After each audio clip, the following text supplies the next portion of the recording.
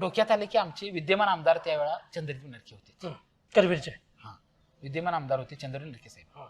मग त्यांना मी फोन लावला डायरेक्ट. साहेब म्हटलं असं असं आहे नाही, तुम्ही कुणीकडे आहे? तर म्हटलं मी कोल्हापुरात आहे म्हणजे. तर म्हटलं साहेब तुम्ही मुंबई कधी येणार आहे? बाळासाहेबांना काय भेटायला वगैरे काय तुम्ही येणार आहे काय? हो येणार आहे म्हटलेत, खरं अजून काय फिक्स नाही म्हटलेत, म्हणजे 1-2 दिवसात मी खरं येणार आहे म्हटलेत. साहेब म्हटलं माझी एक इच्छा आहे म्हटलं, तुमच्या आशीर्वादानं साहेब म्हटलं मला बाळासाहेबांना भेटायचं आहे म्हटलं, एक शेवटची माझी इच्छा आहे साहेब म्हटलं, तुम्ही पूर्ण करावी अशी माझी मनापासून इच्छा आहे म्हटलं साहेब. आणि तुम्ही ठीक आहे म्हटलेत, मी मुंबईत आलो की तुला कॉल करतो म्हटलेत. मग साहेबांचा कॉल आला, जरा थांबधीर सोड नको म्हटलेत, काय मी प्रयत्न करतो म्हटले.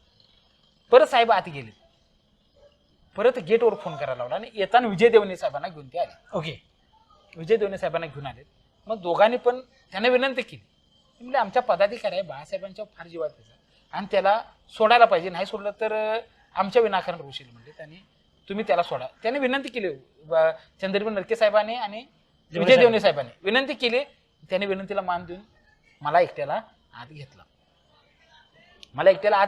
आत घेतल्यानंतर मला एवढा आनंद झाला आणि लाईव्ह कास्ट चालू होतं त्यावेळेला कॅमेरा. हा लाईव्ह कास्ट चालू असल्यामुळं तिथं डायरेक्ट मला आमच्या मित्र बरोबर डायरेक्ट टीव्हीवर दिसायला लागलो मी. बरोबर.